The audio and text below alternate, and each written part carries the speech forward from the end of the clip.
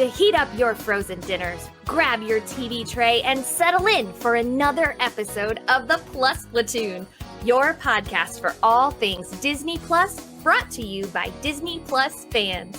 Watch along with us every week as we cover all the new, the old, the good, and the bad on Disney Plus. So put down that remote, don't touch that dial, and welcome your fabulous Plus Platoon host. Hey everyone, welcome to the Plus Platoon. We're a Disney Plus fan podcast that gives honest, spoiler-filled reviews of movies and shows on Disney Plus. We look at new releases, coming attractions, and we'll even go back into the vault to revisit some of the classic Disney that's on the platform. Make sure you're subscribed and you will never miss a moment. I'm going to bring in my girl, Kate. Kate, good to see you this evening. So good to see you, Derek. How are you? Had a good night. You can't complain. Yeah, so doing okay. How about yourself? Perfect. I'm doing good. I'm just glad to be back with my tuners. Yeah. Next, we are going to bring in our producer, Gina. Gina, how's it going this evening? Great. Hi, guys. I'm super excited.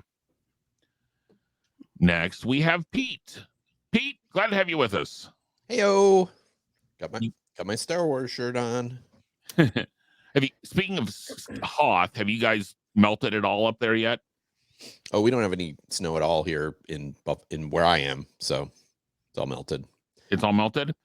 Yeah, I'm sure where they got a lot, there's probably still some there, but yeah, we're good. Now, in contrast, someone who got let out of school early for a dusting today in Seattle, Steve. Good to see you. And by dusting, we mean less than an inch. That's crazy because Seattle, I feel like is like Chicago, where it's like snow. What do you mean snow? It doesn't matter unless there's 3 feet of snow, and then no. Seattle is not that at all. No, Seattle. Really? Yeah, we lose our minds because we have so many hills. Like less than an inch, it shuts things down. So that's us with rain. That was anything coming out of the sky that's not sun, we freak out. Wow. You shut down school for rain, Gina? No, but the kids can't go outside. They have to stay inside, the poor little babies, if they get wet. Oh, right. And people can't drive. Oh my gosh, yeah. Northwest, we send them out. They come back sopping wet. Florida, it's like sunny all day until about 1 o'clock, and then you get one cloud, and then it's torrential hurricane downpour, and then it's blue sky sunny. Anyway, and the humidity doubles. Yeah. Yes. Oh yeah, it doesn't cool it down. That's hilarious. Don't get it twisted. Love it. Oh my goodness. Well, guys, if you have not already, please like, subscribe, share. Help us get the word out that you guys are listening to us. So apparently you guys like listening to us. Tell your friends about us.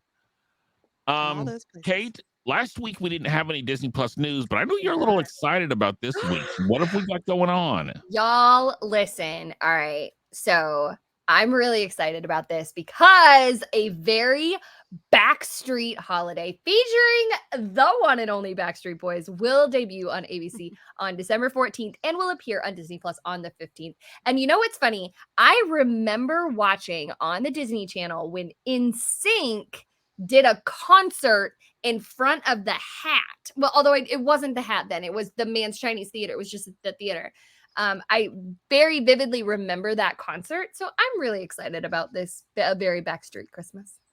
It's gonna be good. Yeah, That's it. So okay. It's not planning on being on a rotation of what we're reviewing. Let's be honest, but what's you can watch it. Hold on. If we didn't review Elton John, we're not reviewing the Backstreet Boys. You can watch it and enjoy and report back. That's right. I will watch and enjoy and report back and be like, everyone, go watch this right now. Okay. Oh, so you want it that way, huh? Tell me why. Oh gosh. Sorry. No, that's from Bye Bye Bye. That's NSYNC. That's the wrong band.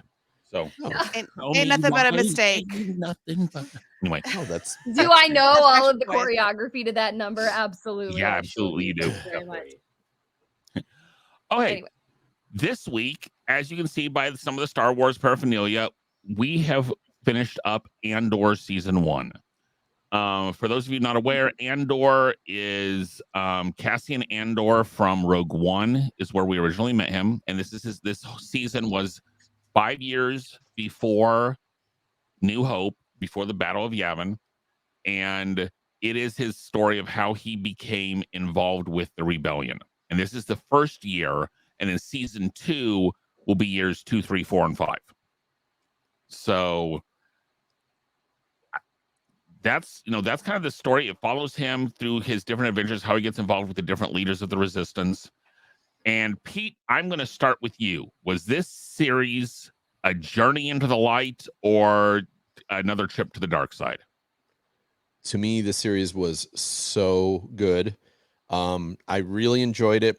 There were parts of it that were very slow. I mean, I would say it probably would have been good if they could have cut it down maybe from 12 episodes to about 10 episodes. I felt like there were times where it even though I was enjoying because it was a lot of different characters that they were introducing us to. Even so, I thought like for instance, early on, they had some of the backstory of Cassian as a kid. If you think back to the whole series, did that really add much? I don't think it did. So there was stuff in there. I don't want to cast too much dispersion on. There was stuff in there that didn't really need to be there. But as the series went on, it got better and better and better. And I think it really told an effective story about why the rebellion, not so much how the rebellion formed, which it did a little bit, but more like why the rebellion formed. And I really enjoyed the heck out of it. I could talk about it for hours, but I'm going to let Steve comment. Oops, let me point this way. Steve comment on what he thought of it. I agree with you, Pete. I watched the first episode, was not impressed. And I watched that episode on an airplane, came back, restarted, and it just grew on me. By the season finale, loved the entire series. Very excited. When I see who is a Star Wars fan, telling them they must watch it. I liked all the character development. Andor was not my favorite character. I think my favorite character was Deidre. I loved just that. Found her very fascinating. Just very intriguing. The last episode's probably my favorite episode. I was like on the edge of my seat just with the build up with that. Yes, so it's definitely in the light. Derek, what do you think? Yeah, it's in the light. I would take exception with a couple things Pete says. I think this probably could have been cut down to 9 or even 8 episodes. Just because, as you said, there was this whole thing with his backstory on his home planet that we didn't really need. There were a couple scenes with Cyril, the security guy who then got shipped into IMDb. There were some of those scenes we did not need. Just showing how desperate he was to clear his name. Yes, we get it. I would also argue that it didn't constantly get better. I would say up through episodes was 6, the Eye, was 6 the Raid. Yes. Yes. Yeah, 6. Yeah. 7 and 8 fell flat for me. 7 and 8, when he gets, the time of him getting arrested and his first part in the prison, again, yes, it showed his anger against the Empire, but we didn't really need those whole 2 episodes. I mean, see, I disagree with that because I think that showed the coldness of the Empire and what they're doing to people and just destroying lives. And I thought that was, it could have been shorter, sure, but yes. I still think that was effective. And I'll agree with you that like I wouldn't necessarily say every episode was better than the episode before, but I'm just saying overall the story, I became more and more enraptured with it, I guess. And I would say the story definitely built on itself, but there were times, especially in that 7, 8, 9 area, where I'm going, how long is this? You mean this episode's only 40 minutes long? Sure seems a whole lot longer. So, Kate, what do you think? Okay. So we have made no secret of the fact that I think I am the token not Star Wars fanatic of the group. I like Star Wars. I have an appreciation for Star Wars. I didn't grow up with Star Wars. And so for some reason, I find Star Wars very hard to follow, much harder to follow than Marvel. That being said, of all of the Star Wars things that we have watched, this was probably the best of the episodes. And I will throw myself right on under the bus. I traveled a lot for work through November. And then I was like, oh my God, I'm going to watch all the episodes and get super. I had watched up to, I think, 5 or 6. I'm going to watch everything. And then Thanksgiving caught up with me. So I only watched the last few episodes. I did recaps of the ones that I missed. But unfortunately, I think I missed a lot with that. I missed a lot of solid plot points. That being said, even having missed those episodes, I was still riveted in the last episode. There was a part that I want to call out that was very, very moving to me. That just had me like I couldn't take my eyes off. It was when the band was walking through and playing. And here's why. They weren't perfect. It was out of tune. It was as if all of these people who just loved this woman so much. This is how I interpreted it. Wanted to show respect and love to her because that's what this was. And so you had everybody showing up to play. You didn't just have the professional musicians who hit every note perfectly. Because at first I was like, oh man, whoa, wee, beep, beep. But then I was like, oh wait, this is like everyone is showing up here in this moment. And that moved me more than I think I've been moved in a lot of the Star Wars stuff that we have watched. I think that a lot of the character development is spot on and wonderful. This is the type of show, if you're listening to this or you're watching this in the future and you haven't watched Andor yet, I think something that would have helped me, I tend to be a person who gets quite confused easily. Confused Kate, she's a real thing. This would have helped me a lot if I had been watching it sitting with someone who really understood the Star Wars lore and the Star Wars universe. I think I get confused because there's a lot of people who play double agents. And so I get confused on who's on what side and stuff like that. But all of that to be said, also, if you can make me cry from a droid, like, listen, that's some Pixar level sympathy right there. Pete and I were talking about this earlier. That's some Pixar level voodoo. And this droid had me feeling all of the feelings. I can't remember what the droid's name is now, but this is one that I would go back and watch with Casey or with anyone. This is one I would go back and watch because I think that Pete is right. I think this is a very, very good show. So I don't know if you saw it, but I would, if you didn't see episode 10, I would go back to that episode, that particular That was the prison episode. break? That was the prison break. That is, Okay. in my view, probably the best episode. Oh, okay. Yeah, So- I watched the synopsis of that one. I didn't watch that one, so I'll Yeah. go back and rewatch it. And Kate, I will say, so the funeral march and the funeral dirge, if you watch the series through, is the opening credit music all the way through as it changes. Really? Yes. Oh, okay. That is the funeral dirge going see? through.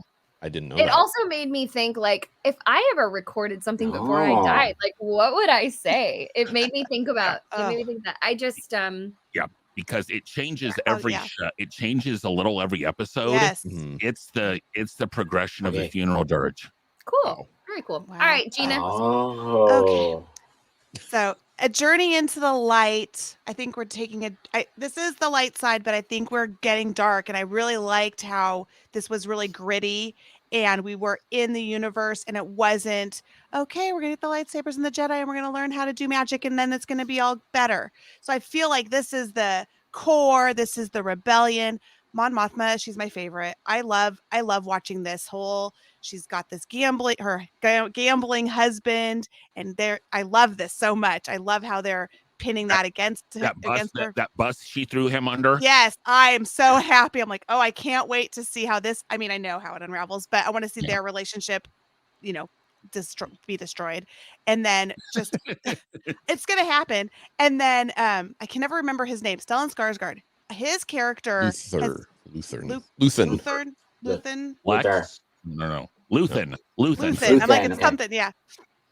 His character development the entire time has always been spot on, and I just love him as an actor. And then what he brings to this is so great because you just watched him the entire time.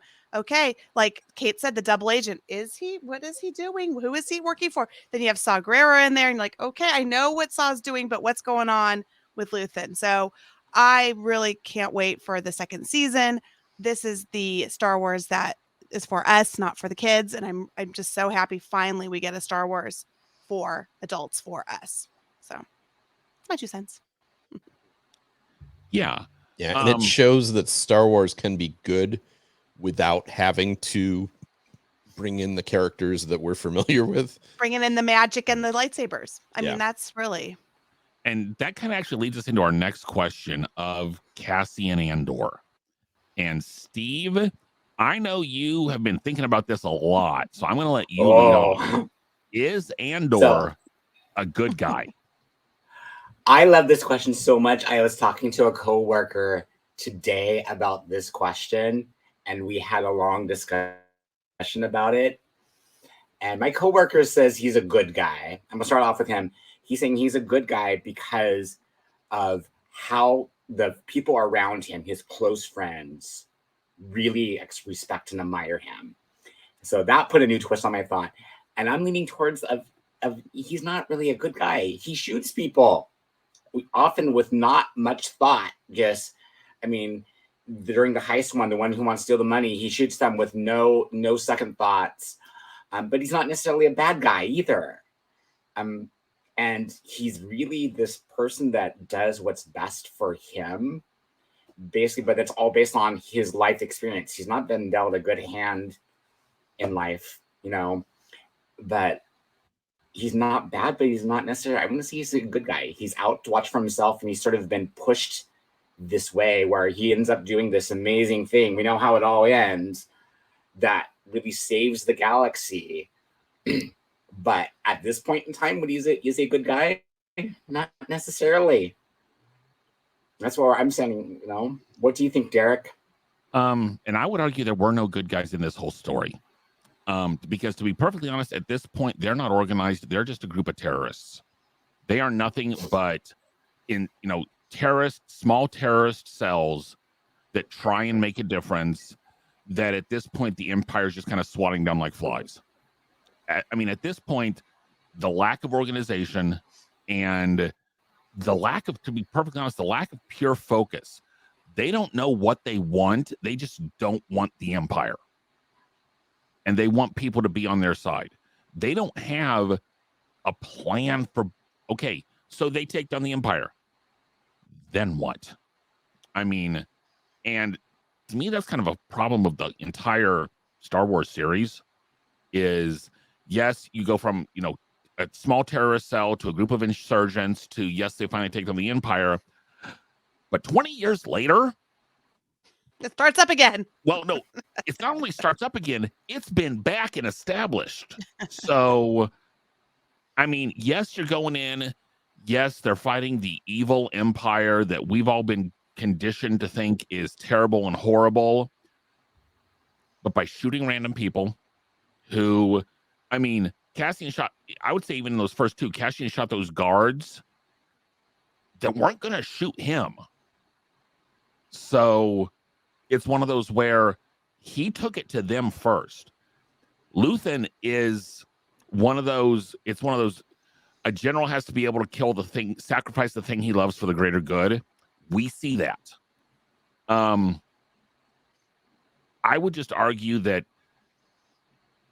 even among the rebels, bottom line is up until the very end, Andor is in it for himself. He's in it for get free, get his money, and get out. Yep. Until he hears the speech from his adopted mother, he's in this for himself. So, no, I don't think he is a good guy in this. We're going to skip Kate. Gina, what's your thoughts? Yeah, he's not a quote-unquote hero. He's not a good guy. He's not the superhero that we want. What he is, though, is he does fight And that's how he was raised by Marva. We saw her say, "You need to fight." So they all listened to her. She's the mother of all. And I think being raised with that fighting spirit, he just wants to do what's best for him, but what's best for his community. And that it was to rise up against the oppression. So being a quote unquote good guy, superhero, absolutely not. But being a good guy following his mother, doing what's right for the community, he is. That's my opinion of that statement. What about you, Pete? So I would say by the end of the series, he is a good guy. I think at the beginning, it's pretty questionable whether he is. It seems like at that point, some of his friends are kind of sick of his antics and things like that. But realizing at the end there, like he comes back because to his mother's funeral, which he didn't have to do. And instead of just like hiding out and just getting away, he actually goes in and pulls Bix out of there, which he did not have to do, but he felt that was the right thing to do. And then at the end, he basically goes to Luthen and says, either kill me or use me, because I'm in if you want me in. So I think it's a progression of him learning to be on the side of right. Is he a good person? No, I don't think so. And I think if you go back and watch Rogue One, you see some of this too. Mhm. They talk about all the things that you have to be willing to do as part of the rebellion. And Saw Gerrera is a good example of that. He's even in the rebellion, he's considered an extremist as to the things he'll do that a lot of other groups within the rebellion won't do. So, you know, it's always hard to, you know, there's lots of analogies, but I always think back to the American Revolution, because honestly, the American Revolution was founded by a bunch of terrorists. Bunch of rebels. It was. Yeah, A bunch of rebels, right? Mhm. 100%. And you know, were they on the side of right when they were I don't want to go too much into the story, but if you visit Boston, a lot of people know Lexington and Concord. That's where the revolution started. The soldiers came from Boston to Concord, and then they had a fight on the green, like the traditional lining up and shooting each other. When that was done, the British Army returned to Boston, and there's actually a path you can walk. And there's all these signs along the path that say so-and-so was hiding in this tree and shot at the British people. And like the British didn't know how to handle this, because that's not how they fought. They fought lining up in lines. Mm-hmm. Those basically the revolutionaries fought dirty, right? Mm-hmm. But we still think of those people as being the heroes of the American Revolution, Paul Revere and, you know, whoever else. Were they good guys? At the time, maybe not, but now we consider them good guys. So, I don't know. So I think early on and through much of the story, he's in it for himself. He's a decent person, but he's mostly in it for himself. But I think by the end, once he's escaped from that prison, and then he hears that his mother died, he has kind of decided to throw himself onto the side of good. And so I think by the end, he's a good guy. That's my opinion. Okay. But do you think playing devil's advocate here, which any of my students would let me know I love to do. Do it. If he had not gone back, say he doesn't go back for his funeral, because they know he is back for his funeral. The Empire knows, IMDb or whoever, not IMDb. ISB, yeah. Whoever. ISB. NCAA knows that he is back for the funeral. They know he is there, and that's part of the big Imperial presence there. If he had not gone back, would it have gone pear-shaped like that? I think so, because Marva's the leader. She's the one who Right. said you need to fight. So I think Marva was the one. She was the daughter of Ferrex. But they wouldn't have had that many people there. They wouldn't have had that many soldiers. Oh, they wouldn't have had all there. No, they wouldn't have. Oh, right. But they didn't know that he was back. They thought he was going to come back, but they didn't know he did. Because but they brought that many troops because they presumed he was coming back. Right. So if he had never, if there was no option that he was ever going to come back, would it have gone pear-shaped like that? Well, no, because they weren't going to prepare for that. But because they were preparing, I thought the question was, were they preparing because they thought he was coming? If he didn't show up and he just lived his own life, I think the people of Ferrix would have attacked. Someone because Marva- would have took over what he eventually Yeah. ends up doing. because She Marva was sort of- Marva was the leader. Marva She was the big spark. the instigator. Yeah. Yeah. So did you guys? I saw this online, but I didn't really get it out of the episodes. Did you guys see that? So they were holding that brick, Right. Mhm. when Yeah. they were.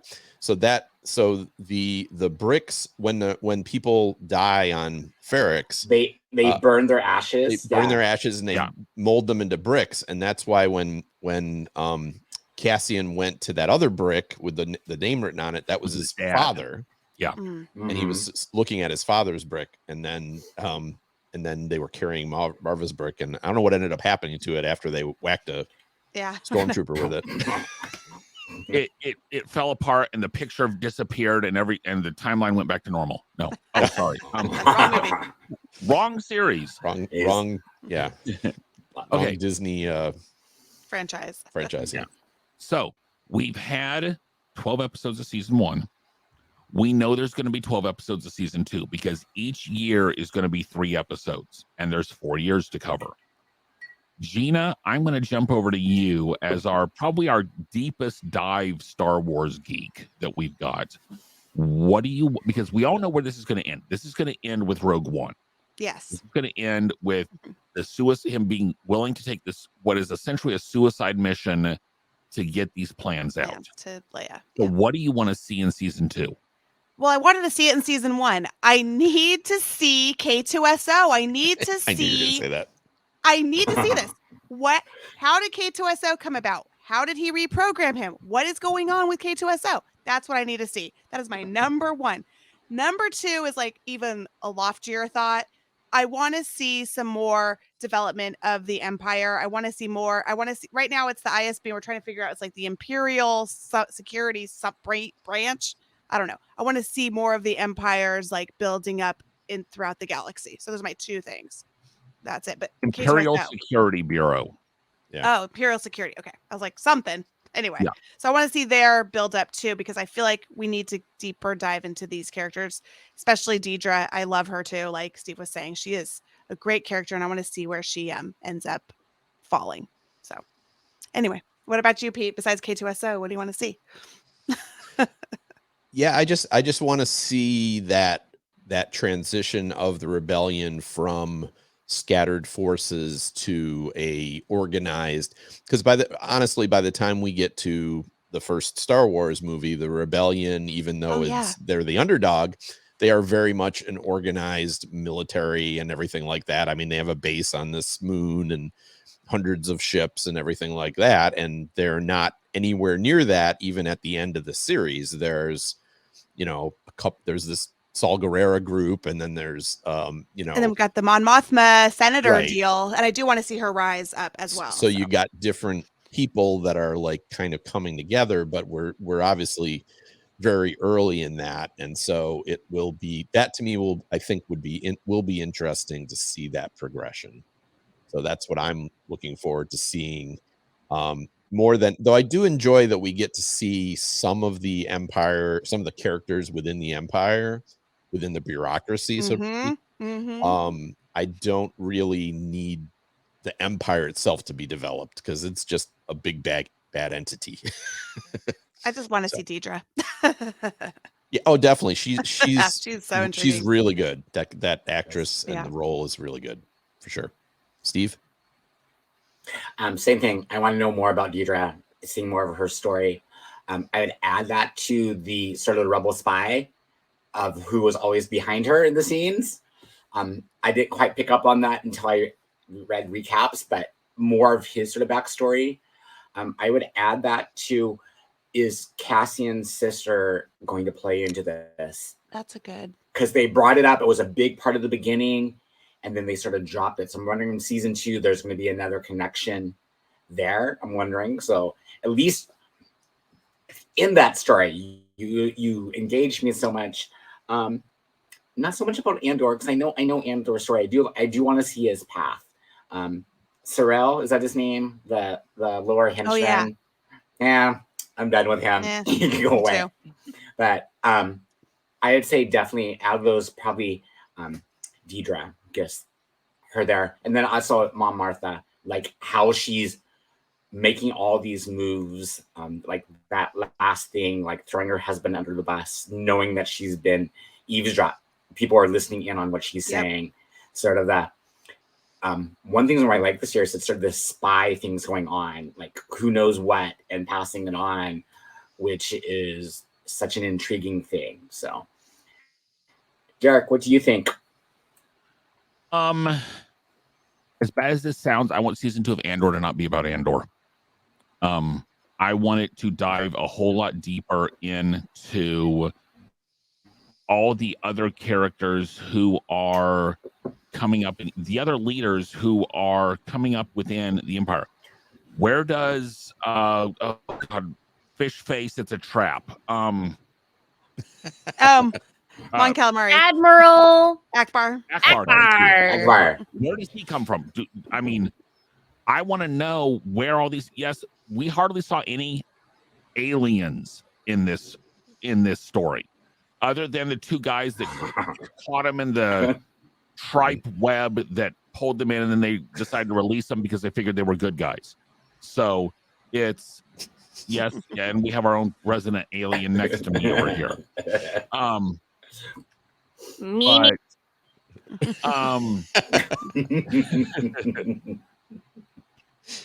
Yeah, she's making her faces in the background. I mean, realistically, I don't want to see the brooding, essentially self-centered, self-serving, oh my gosh, what am I going to do? How am I going to get away with this? Andor, I don't want to see much more of. I want to see the entire development of the entire rebellion, not just Andor leading into Rogue One. Yeah. Gina? I already talked. It's Kate's turn. Oh, it is. I love this my one. turn. I just want it to stay where I can understand it. That's fair. I don't want it to get really, really, really complicated and like super, super where like only people like Gina will understand it. I want it to still be understandable to people like me who would like to go back and rewatch and catch everything. I also want to know what happens at the end. And I want to know what happens to, is it Bix? Yeah. Yeah. I want to know what happens to Bix. We all And do. I want to know, I want to make sure that the droid is okay. He did make it out. Yeah. He'll be in a trash compactor in season 2. We Oh, don't yeah. see him again. We see He is a K2SO. trash compactor, isn't he? He is a No. trash. Yeah. He's Wally, isn't he? No. He looks like Wally. So that's my answer. Okay. Okay. As we always do, we finish the season of the show. Kate, I'm going to let you decide if you feel like you've seen enough to rate it, or if you feel like you need to pass until you've gone back and watched the rest of it. I'll give it a rating. I would rate it. You know what? I think that this has the potential to be a really good show, so I will give it a 3. Okay. So I really loved a lot of the show, but I was tempted to like give it a really, really high rating, but then I went back and there were issues with it. It was not perfect, so I'm gonna give it a 4. That's where I'm gonna give. But some episodes I would definitely go back and watch over and over. So, Steve, I'm up there. I'm actually going 4.5. I was going to go back to 4.5, but I really enjoyed it. Not that 5 because of some of those slow episodes. I feel like could be shortened down. Some missing things, but something I want to go back to make sure to see there's certain things I've missed from like dialogue and stuff. But I ended up loving it a lot more than I thought I would. So 4.5.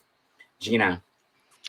This is a solid 4 for me. The reason it's not a 5 is there's no K2SO. That's the one you got to get that. That was the one thing I really wanted. That's the one thing I really wanted him to already have that established. And when I saw him in that episode, I'm like, here it's coming. It's coming when he goes to the jail. He's going to, and then it didn't happen. So it's a 4. It's a great show. It was a slow burn. has all the good components. I read somewhere this is like Game of Thrones for Star Wars. So I do feel like some of it's really in that No, heavy not acting. nearly enough violence. Not Yeah, nearly. no one has had their head squeezed and exploded yet. So It's not gonna get there. 'cause it's no still one England. slept with his sister, really. So like, you know. Well, no, never mind. No, no. What? We don't know that yet. We don't know that yet. Kissing your sister. Never mind. Anyway, Um, 4. I'm gonna go with 3.5. I enjoyed this. There are stretches where, as I said, there's episodes I will not go watch it back and watch. I will argue with Pete and Steve every day, and probably Gina, that the Prison Break episode is not the best episode of the entire series. It's not. To me, it's not either. The last one's my favorite because I love Marvin. So, I go with Gina. The last episode, I think, is the Last best episode's episode. my favorite. So, but overall, if it's on, there are parts I will go back. I mean, when season 2 comes out, I will actually go back and watch parts of this to make sure I'm caught up again. Where other seasons where we're watching season 2, I won't. So. So for episode 10, though, I just want to say the speech that what's his name? Kino? yeah. Gollum.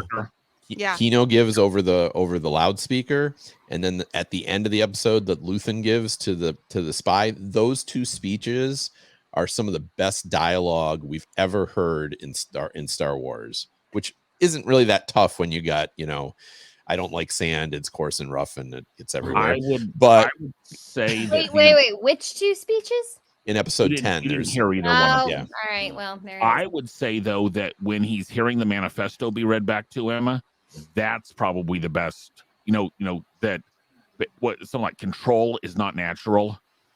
Yeah. Yeah. Well, there's other good stuff in there, but I think those, go back and just listen to those two speeches, Yeah, and they they're are good. very and I don't know that Kino's is a speech so much, but like just the way he delivers it and everything, it's like, oh my gosh, that just, it gives me chills thinking about it. So Okay. Yeah. Well, so overall, we enjoyed this. Next week, I have a feeling it's going to be something we're going to enjoy also.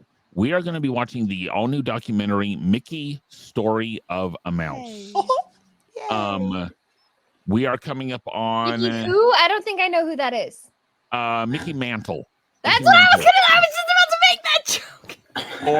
Or Mickey that's so fine that blows my mind. Mine. Hey, Nikki. Eric, you and I are right. It's supposed to be like, isn't it like a mantle? Yeah. Ugh. Oh, is we Mickey got Story of a Mouse. jokes, folks. This is supposed to I've heard nothing but good things about this. It's basically the Mickey Mouse origin story. It's going to be interesting to see if this is the real origin story or if this is the Disneyfied origin story, because there are two different origins of Mickey Mouse. And so, Really? yes, Interesting. it's the one the Disney family likes to tell, and it's the one the iWorks family likes to tell. Oh. So yeah, so we will have to see which version this brings.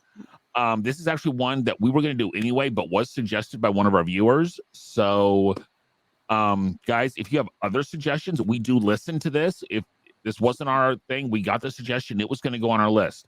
If you have other suggestions, please email us at plusplatoon@gmail.com. We are going to have some time in February and March where there's going to be some room for us to take some viewer suggestions. And we always like having viewers' suggestions because that means we know we're doing what you like. And you might get to be a guest on the show, maybe. You might get to be guests. Maybe. I'm going to be reaching out to the listener who suggested this, see if we can't have him on next week. Ooh. So, but email us at plusplatoon@gmail.com. Message us on Facebook, Twitter, Instagram. We are all everywhere at plusplatoon. Kate needs to be cut off for the night. And with that, we will say good night, everyone. Bye, guys. Kate. Bye, everyone. Bye, everybody.